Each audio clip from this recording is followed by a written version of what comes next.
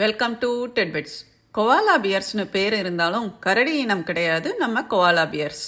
கருவில் வளர்ச்சி அடையாத குட்டிகள் தன் அம்மாவின் வயிற்றில் உள்ள பையில வளரும் மார்சுப்பியல் இனத்தை சேர்ந்தது கொவாலா பியர்ஸ்.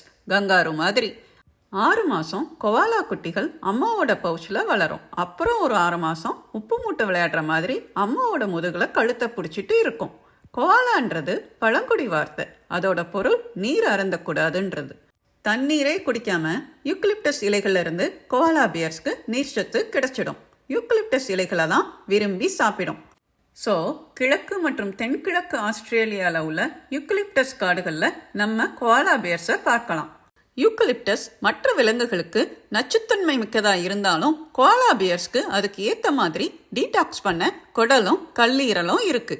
தன்னுடைய நுகரும் தன்மையை வச்சு நல்ல யூக்கலிப்டஸ் இலைகளை தான் சாப்பிடும் கொவாலா பியர்ஸ். ஒரு நாளைக்கு 1 கிலோ வரைக்கும் யூக்கலிப்டஸ் இலைகளை சாப்பிடும். தன்னுடைய உணவு முறையில் சத்து கம்மியாக இருக்கிறதால ஒரு நாளைக்கு 18 to 20 மணி நேரம் வரைக்கும் தூங்கும். மணிக்கணக்கில் மரத்தில் வசதியாக உட்காரதுக்கு ஏற்ற மாதிரி கொவாலா பியர்ஸ்க்கு பின்புறத்தில் கூடுதலாக ஒரு குருத்தெலும்பு இருக்குது தெரியுமா? அப்புறம் இன்னொரு அதிசயம் என்ன தெரியுமா? அதோட கைரேகை மனிதர்கள் மாதிரியே ஃபிங்கர் பிரிண்ட்ஸ் கொண்டது நம்ம கொவாலா பியர்ஸ். வெயில் காலத்துல தன்னோட பாடியை கூல் பண்றதுக்கு மரத்தை நல்லா ஹக் பண்ணிட்டு சில்லாக்ஸ் பண்ணும் நம்ம கொவாலா பியர்ஸ். கற்றது கைமண் அளவு, கல்லாதது உலகளவு. தேங்க்யூ ஃபார் வாட்சிங் டிட்பிட்ஸ்.